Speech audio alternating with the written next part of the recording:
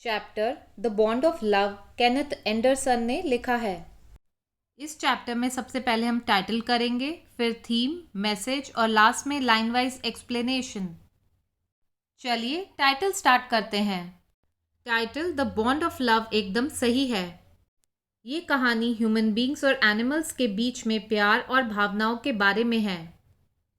यहाँ ऑथर की वाइफ और उसके पेट स्लॉथ बेयर के बीच में प्यार को दिखाया गया है। चलिए थीम स्टार्ट करते हैं। इस चैप्टर की थीम ये है कि एनिमल्स में भी भावनाएं होती हैं। अगर उन्हें सच्चा प्यार दिया जाता है तो वो पूरा प्यार दिखाते हैं और प्यार देने वाले को कभी नहीं भूलते। चलिए मैसेज स्टार्ट करते हैं। ये स्टोरी ये मैसेज देती है कि हमें एनिमल्स को भी प्यार देना चाहिए। वो भी प्यार की भाषा समझते हैं। वो बहुत लॉयल यानी कि वफादार होते हैं। उन्हें भी भगवान ने ही बनाया है जैसा हमें बनाया है, इसलिए ये हमारी जिम्मेदारी हो जाती है कि हम उन्हें प्यार दें। चलिए लाइन वाइज एक्सप्लेनेशन स्टार्ट करते हैं। I will begin with Bruno my wife's pet sloth bear. Pet का मतलब होता है पालतू जानवर। ऑथर अपनी वाइफ के पेट ब्रूनो के बारे में बताता है। वो एक स्लॉथ बेयर है। I got him for her by accident. Accident का मतलब होता है दुर्घटना। ऑथर भालू को एक दुर्घटना की वजह से अपने घर लेकर आया। 2 years ago we were passing through the sugar cane fields near Mysore. 2 साल पहले मैसूर के पास ऑथर और उसकी वाइफ गन्ने के खेत से गुजर रहे थे। People were driving away the wild pigs from the fields by shooting at them. किसान जंगली पिग्स को अपने खेतों से भगाने के लिए उन पर गोली चला रहे थे। Some were shot and some escaped. Shot का मतलब होता है मारा जाना। कुछ पिग्स मारे गए और कुछ भाग गए। We thought that everything was over when suddenly a black sloth bear came out panting in the hot sun. Panting का मतलब होता है हांफना, सांस चढ़ना। ऑथर और उसकी वाइफ ने सोचा अब सब कुछ खत्म हो गया है, पर अचानक से एक काला भालू आ गया। वो तेज धूप में भागने की वजह से हाँफ रहा था, यानी कि तेज सांस ले रहा था। Now I will not shoot a sloth bear wantonly. Wantonly का मतलब होता है बिना किसी कारण के। ऑथर ने कहा कि वो बिना किसी कारण के भालू को नहीं मारता। But unfortunately for the poor beast, one of my companions did not feel that way about it and promptly shot the bear on the spot. बीस का मतलब होता है जानवर, कंपेनियन का मतलब होता है साथी, प्रॉम्प्टली का मतलब होता है तुरंत। पर उसका एक साथी उस बेचारे जानवर के बारे में ऐसा नहीं फील करता था और उसे तुरंत वहीं मार दिया। As we watched the fallen animal, we were surprised to see that the black fur on its back moved and left the prostrate body. Prostate का मतलब होता है जमीन पर नीचे मुंह करके गिरा हुआ। जब उन्होंने नीचे गिरे हुए भालू को देखा तो उसके पीछे वाले हिस्से पर काले फर को हिलते हुए देखा। वो हैरान हो गए। उस काले फर ने जमीन पर नीचे मुंह करके गिरे हुए भालू को छोड़ दिया। Then we saw it was a baby bear that had been riding on its mother's back when the sudden shot had killed her. फिर उन्हें पता चला कि वो काले फर वाला एक बेबी भालू है। वो अपनी मदर की पीठ पर चढ़ा हुआ था जब वो अचानक से मारी गई। The little creature ran around its prostrate parent making a pitiful noise. Pitiful का मतलब होता है दया से भरी। बेबी भालू अपनी मदर के चारों तरफ घूम रहा था और रो रहा था। I ran up to it to attempt a capture. Capture का मतलब होता है पकड़ना। ऑथर ने भालू के बच्चे को पकड़ने की कोशिश की। It scooted into the sugar cane field. Scooted का मतलब होता है भाग जाना, पर वो गन्ने के खेत में भाग गया। Following it with my companions, I was at last able to grab it by the scruff of its neck while it snapped and tried to scratch me with its long hooked claws. Grab का मतलब होता है पकड़ लेना। Snapped का मतलब होता है काट खाना। Picture of hooked claws. Grab by the scruff of its neck का मतलब होता है गर्दन के पीछे से पकड़ना। ऑथर और उसके साथी ने उसका पीछा किया और फाइनली ऑथर ने भालू के बच्चे को गर्दन के पीछे से पकड़ लिया। भालू का बच्चा उसे काट खाने लगा। उसने ऑथर को अपने लंबे और हुक वाली शेप के पंजों से खरोचने की कोशिश की। We put it in one of the gunny bags we had brought. Author और उसके साथियों ने उसे बोरे में डाला जो वो लेकर आए थे। And when I got back to Bangalore I duly presented it to my wife. जब ऑथर बैंगलोर पहुंचा तो उसने भालू के बच्चे को अपनी वाइफ को गिफ्ट में दे दिया। She was delighted. वो खुश हो गई। She at once put a coloured ribbon round its neck. उसने तभी एक रंग बिरंगा रिबन भालू के बच्चे के गले में बांध दिया। And after discovering the cub was a boy she christened it Bruno. Christened it का मतलब होता है नाम देना। जब ऑथर की वाइफ को पता चला कि भालू का बच्चा एक मेल है तो उसने उसका नाम ब्रूनो रख दिया। Bruno soon took to drinking milk from a bottle. Bruno जल्दी ही बॉटल से दूध पीने लगा। It was but a step further and within a very few days he started eating and drinking everything else. कुछ ही दिनों में वो सब कुछ खाना और पीना सीख गया। And everything is the right word, for he ate porridge made from any ingredients. Porridge का मतलब होता है दलिया और इंग्रेडिएंट्स का मतलब होता है चीज़ें। वो किसी भी चीज़ का बना दलिया खाने लगा।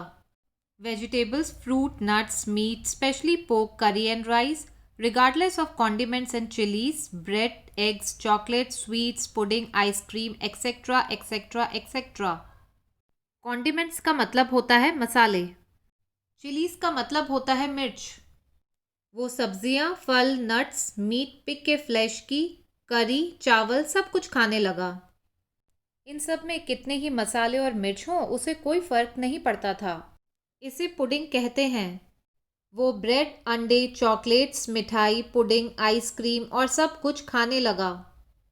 As for drink, milk, tea, coffee, lime juice, aerated water, butter milk, beer, alcoholic liquor and in fact anything liquid.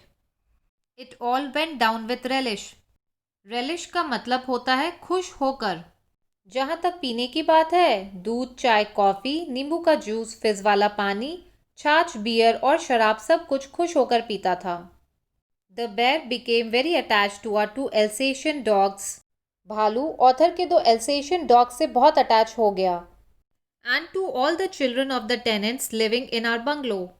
Tenants का मतलब होता है किराएदार। वो ऑथर के बंगले में रहने वाले किराएदार के बच्चों का भी दोस्त बन गया। He was left quite free in his younger days. जब वो छोटा था तो उसे फ्री छोड़ दिया जाता था। And spent his time in playing, running into the kitchen and going to sleep in our beds. वो खेलता, किचन में भागता और ऑथर के बेड पर सोने चला जाता था। One day an accident befell him. Befell का मतलब होता है होना। एक दिन उसके साथ एक बुरी घटना हुई। I put down poison barium carbonate to kill the rats and mice that had got into my library. Author ने चूहों को मारने के लिए जहर बेरियम कार्बोनेट लाइब्रेरी में रखा था। Bruno entered the library as he often did and he ate some of the poison. Bruno library में घुसा जैसे वो हमेशा जाता था और उसने थोड़ा सा जहर खा लिया। Paralysis set in to the extent that he couldn't stand on his feet. उसे पैरालिसिस हो गया। पैरालिसिस एक ऐसी बीमारी होती है जिसमें चला नहीं जाता है। वो अपने पैरों पर खड़ा भी नहीं हो पा रहा था। But he dragged himself on his stumps to my wife who called me. Stumps का मतलब होता है पैर पटक कर चलना। वो पैर पटक कर चलता हुआ ऑथर की वाइफ के पास आ गया। ऑथर की वाइफ ने ऑथर को बुलाया। I guessed what had happened. Author समझ गया कि ब्रूनो के साथ क्या हुआ है। Off I rushed in the car to the vet's residence. Vet का मतलब होता है जानवरों का डॉक्टर। रेसिडेंस का मतलब होता है घर। वो कार से जानवरों के डॉक्टर के घर पहुंच गया। A case of poisoning, tame bear, barium carbonate, what to do. Author ने डॉक्टर को कहा ब्रूनो जहर खा गया है। ये मेरा पालतू भालू है। जहर का नाम बेरियम कार्बोनेट है। अब क्या कर सकते हैं। Out came his medical books and a feverish reference to index began. Feverish reference का मतलब होता है घबराहट में ढूंढना। डॉक्टर ने अपनी मेडिकल बुक्स निकाली। डॉक्टर ने घबराहट से इंडेक्स में देखना शुरू कर दिया। वॉट पॉइजन डिड यू से सर? Barium carbonate. डॉक्टर ने पूछा कि आपने कौन सा पॉइजन बताया। ऑथर ने बताया barium carbonate. Yes, barium salts, barium carbonate. Symptoms, paralysis, treatment, injections of. Just a minute sir, I will bring my syringe and the medicine. फिर डॉक्टर ने जहर के बारे में इंडेक्स में ढूंढा। उसने जहर से होने वाले सिम्टम्स यानी कि लक्षण देखे। डॉक्टर को पता चल गया कि उस जहर को खाने से लकवा होगा। फिर डॉक्टर ने उसका ट्रीटमेंट यानी कि उसका इलाज देखा। फिर वो सिरिंज और दवाई लेने गया। और dash back to the car. Dash back का मतलब होता है भाग कर आना। वो कार से भाग कर आया। Bruno still floundering about on his stumps but clearly weakening rapidly. Floundering का मतलब होता है छटपटाना। ब्रूनो अभी भी छटपटा रहा था।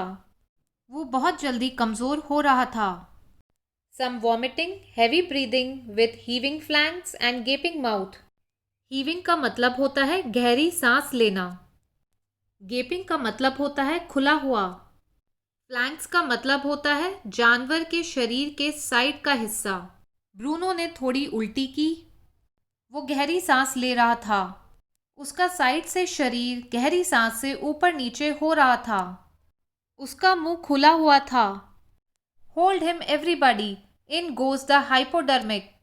डॉक्टर ने सबको ब्रूनो को पकड़ने के लिए कहा। हाइपोडर्मिक का मतलब होता है एक लंबी सुई जिससे इंजेक्शन दिया जाता है। ब्रूनो को दवाई का इंजेक्शन लगाया जाता है। Bruno squeals. 10 cc of the antidote enters his system without a drop being wasted. Squeals का मतलब होता है चिल्लाना। एंटीडोट का मतलब होता है जहर के असर को कम करने के लिए दी जाने वाली दवाई। ब्रूनो को जहर के असर को कम करने की दवाई का इंजेक्शन लगाया जाता है।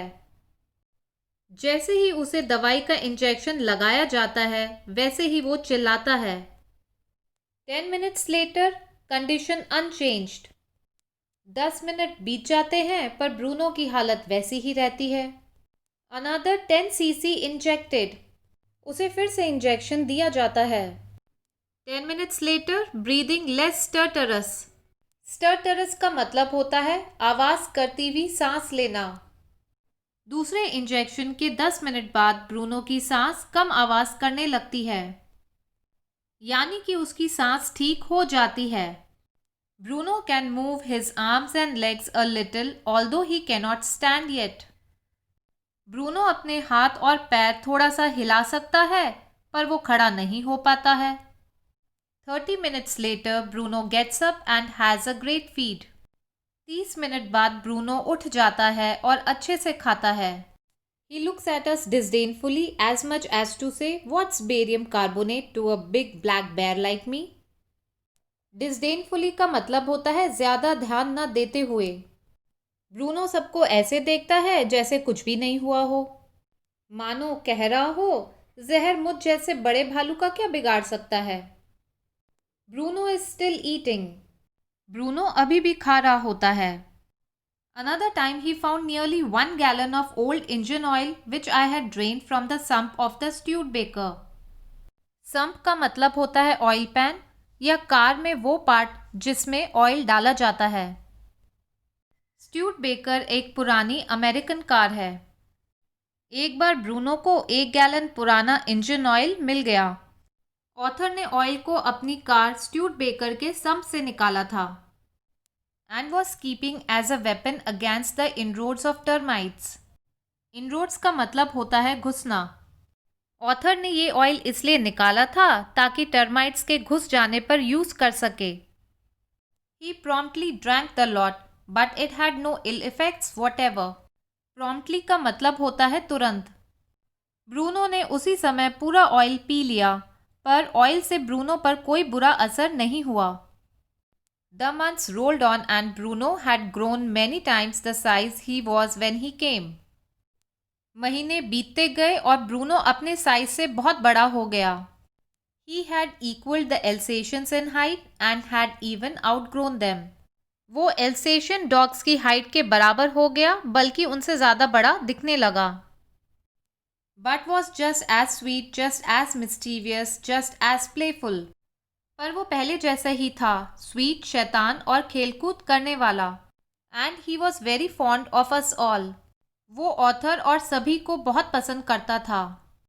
Above all, he loved my wife and she loved him too.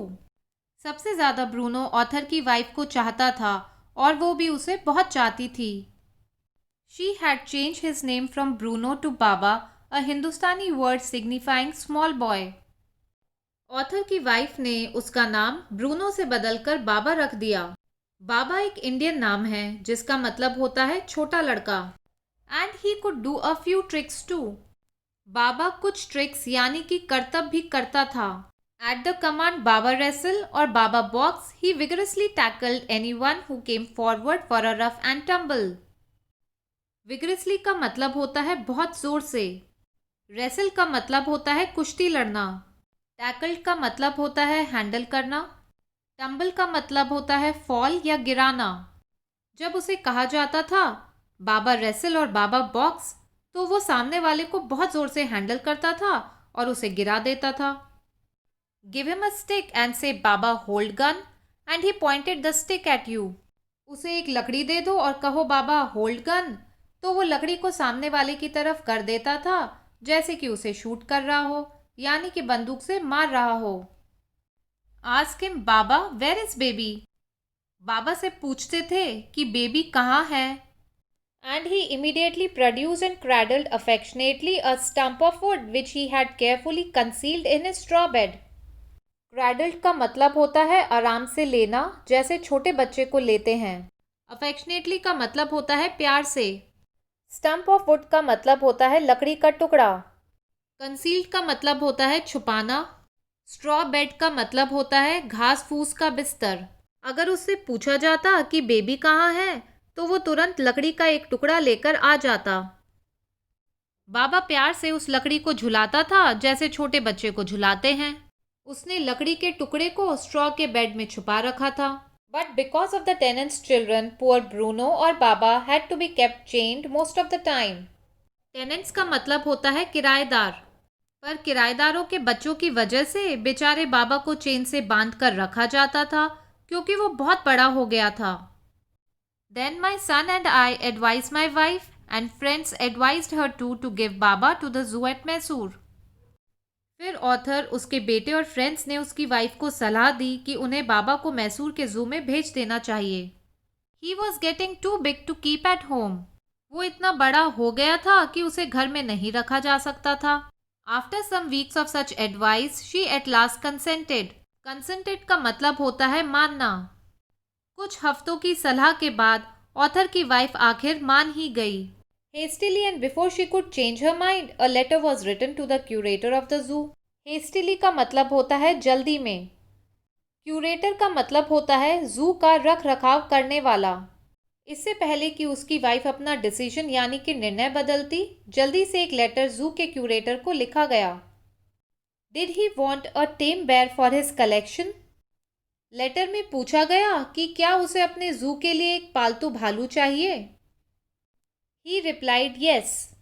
उसने हाँ कह दी। The zoo sent a cage from Mysore in a lorry a distance of 87 miles and Baba was packed off. Mysore के जू से एक पिंजरा लॉरी में भेजा गया। बाबा 87 माइल्स का रास्ता ट्रैवल करके जू में पहुंच गया।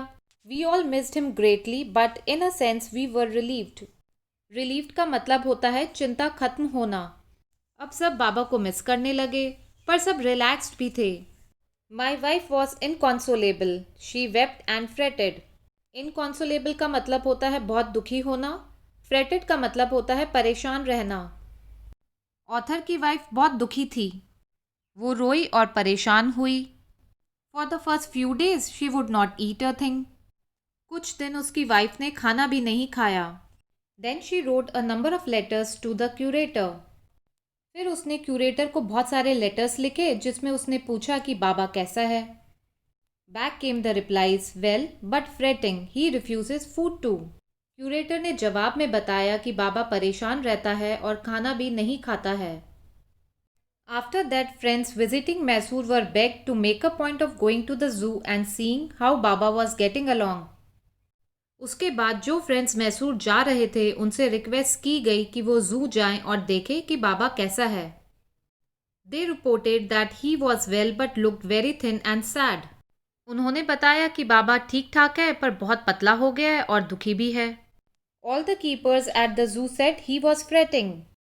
जू में काम करने वालों ने बताया कि बाबा परेशान रहता है. For 3 months I managed to restrain my wife from visiting Mysore. Restrain का मतलब होता है रोकना. ऑथर ने अपनी वाइफ को 3 महीने तक मैसूर जाने से रोके रखा. Then she said one day I must see बाबा. फिर एक दिन वाइफ ने बोला कि उसे बाबा को देखना है. Either you take me by car or I will go myself by bus or train. So I took her by car.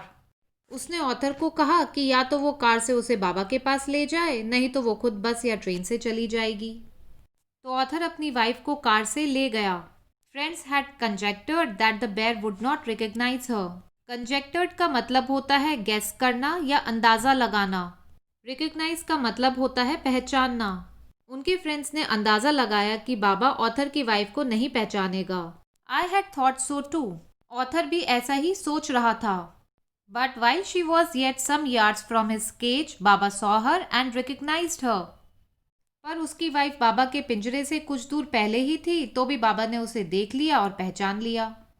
He howled with happiness. Howled का मतलब होता है चिल्लाना. वो खुशी से चिल्लाया. She ran up to him, petted him through the bars and he stood on his head in delight. Bars का मतलब होता है सलाखें.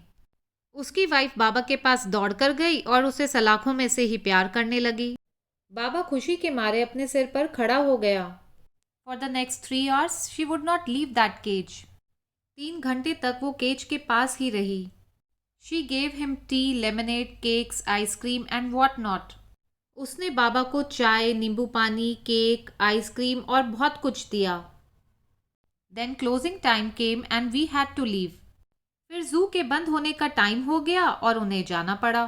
My wife cried bitterly. Baba cried bitterly. Even the hardened curator and the keepers felt depressed. Bitterly का मतलब होता है जोर से. Hardened का मतलब होता है स्ट्रिक्ट या कठोर. उसकी वाइफ और बाबा दोनों जोर जोर से रोए. यहाँ तक कि जू का स्ट्रिक्ट इंचार्ज और वहाँ काम करने वाले भी दुखी हो गए. As for me, I had reconciled myself to what I knew was going to happen next. Reconciled का मतलब होता है एक्सेप्ट करना या मानना. ऑथर को पता था कि आगे क्या होने वाला है, इसलिए वो पहले से ही मान गया, यानी कि बाबा को घर वापस लाना था. Oh please sir, she asked the curator, may I have my Baba back. उसकी वाइफ ने इंचार्ज से पूछा कि क्या वो बाबा को वापस ले जा सकती है. Hesitantly he answered, madam, he belongs to the zoo and is government property now. Hesitantly का मतलब होता है हिचकिचाते हुए. इंचार्ज हिचकिचाते हुए बोला कि बाबा जू और गवर्नमेंट की प्रॉपर्टी है. I can not give away government property. वो गवर्नमेंट की प्रॉपर्टी को नहीं दे सकता. But if my boss the superintendent at Bangalore agrees, certainly you may have him back. पर अगर उसका बॉस जो कि बैंगलोर में सुपरिटेंडेंट है मान जाता है तो वो बाबा को ले जा सकते हैं. There followed the return journey to Bangalore and a visit to the superintendent's bungalow. वो लोग वापस बैंगलोर आ गए और सुपरिटेंडेंट को उसके बंगले में मिले. A tearful pleading, Baba and I are both fretting for each other. Pleading का मतलब होता है रिक्वेस्ट करना या विनती करना. वाइफ ने उससे बाबा को वापस ले जाने की रिक्वेस्ट की और कहा कि वो दोनों एक दूसरे के लिए परेशान हैं. He was a kind hearted man and consented. वो एक दयालु आदमी था और मान गया. Not only that, but he wrote to the curator telling him to lend us a cage for transporting the bear to Bangalore. उसने इंचार्ज को लेटर लिखा और उसे बाबा को बैंगलोर भेजने के लिए पिंजरा देने को कहा. Back we went to Mysore again, armed with the superintendent's letter. वो लोग सुपरिटेंडेंट के लेटर के साथ फिर से मैसूर गए. Baba was driven into a small cage and hoisted on top of the car. Hoisted का मतलब होता है रस्सियों के सहारे से ऊपर उठाना। बाबा को एक छोटे पिंजरे में डाला और पिंजरे को कार पर चढ़ाया। The cage was tied securely and a slow and careful return journey to Bangalore was accomplished. Accomplish का मतलब होता है पूरा करना। पिंजरे को अच्छे से बांधा ताकि वो कार से ना गिरे। वो लोग धीरे धीरे और सावधानी से बैंगलोर पहुंच गए। Once home, a squad of coolies were engaged for special work in our compound. Squad का मतलब होता है ग्रुप।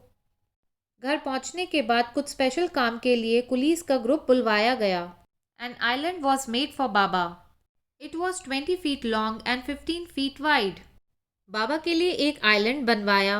वो 20 फीट लंबा और 15 फीट चौड़ा था। And was surrounded by a dry pit और moat 6 feet wide and 7 feet deep. उसके चारों तरफ सूखा गड्ढा बनाया गया जो 6 फीट चौड़ा और 7 फीट गहरा था। ये इसलिए बनाया ताकि बाबा उसे क्रॉस करके नहीं जा पाए। A wooden box that once housed fowls was brought and put on the island for Baba to sleep in at night. एक लकड़ी का बॉक्स जो कभी बर्ड्स का घर हुआ करता था उसे मंगवाया गया। उस लकड़ी के बॉक्स को बाबा के लिए आइलैंड पर रखा गया ताकि रात में वो उसमें सो सके। Straw was placed inside to keep him warm. Straw का मतलब होता है सूखी घास। उस बॉक्स में सूखी घास रखी गई ताकि बाबा गर्म रह पाए। And his baby the gnarled stump, along with his gun the piece of bamboo, both of which had been sentimentally preserved since he had been sent away to the zoo, were put back for him to play with. gnarled का मतलब होता है मुड़ा हुआ या टेढ़ा मेढ़ा। Sentimentally का मतलब होता है भावनाओं से या बड़े इमोशंस से। प्रिजर्व्ड का मतलब होता है संभाल कर रखना। बेबी जो कि लकड़ी का टुकड़ा था उसे बॉक्स में रखा गया। गन जो कि लकड़ी की स्टिक थी उसे भी बॉक्स में रखा गया। जब बाबा को जू भेजा गया था तब से ये दोनों चीज़ें बेबी और गन बड़े इमोशन से संभाल कर रखी हुई थी। ये अब उसके खेलने के लिए बॉक्स में रख दी गई थी। In a few days the coolies hoisted the cage on to the island and Baba was released. कुछ दिनों में कूलीज ने पिंजरे को आइलैंड पर रख दिया। बाबा को आइलैंड पर छोड़ा गया। He was delighted, standing on his hind legs. Delighted का मतलब होता है खुश होना। hind का मतलब होता है पीछे वाले। बाबा बहुत खुश हुआ और अपने पीछे के पैरों पर खड़ा हो गया। He pointed his gun and cradled his baby. उसने गन को हाथ में लिया। उसने अपने बेबी को हाथ में लिया जैसे छोटे बच्चे को लेते हैं। My wife spent hours sitting on a chair there while he sat on her lap. Author की वाइफ बहुत टाइम तक चेयर पर बैठी रही और बाबा उसकी गोदी में बैठा रहा। He was 15 months old and pretty heavy too. बाबा की एज 15 महीने थी और वो वजन में भारी था। The way my wife reaches the island and leaves it is interesting. Author की वाइफ किस तरह से आइलैंड पर जाती है और वापस आती है ये बहुत इंटरेस्टिंग है। I have tied a rope to the overhanging branch of a mango tree with a loop at its end. Overhanging मतलब बाहर लटकती हुई। रोप का मतलब होता है रस्सी। ऑथर ने आम के पेड़ से बाहर लटकती हुई टहनी पर एक रस्सी बांध दी। उसमें एक लूप बाहर निकाल दिया। Putting 1 foot in the loop, she kicks off with the other to bridge the 6 foot gap that constitutes the width of the surrounding pit. Constitutes का मतलब होता है बना हुआ। ऑथर की वाइफ अपने एक पैर को लूप में डालती थी और दूसरे पैर से धक्का देती थी। गड्ढा 6 फुट का बना हुआ था। वो हवा में इस गड्ढे को पार करती थी। The return journey is made the same way. उसकी वापसी भी ऐसी ही होती थी। But who can say now that a sloth bear has no sense of affection, no memory and no individual characteristics. कौन कह सकता है कि भालू में प्यार नहीं होता? वो लोगों को याद नहीं रखते, उनमें ह्यूमन बींग्स जैसे गुण नहीं होते। बाबा में भावनाएं भी थी। वो ऑथर और उसकी वाइफ को याद करता था। ये सब क्वालिटीज़ या गुण उसमें इंसानों जैसे ही थे।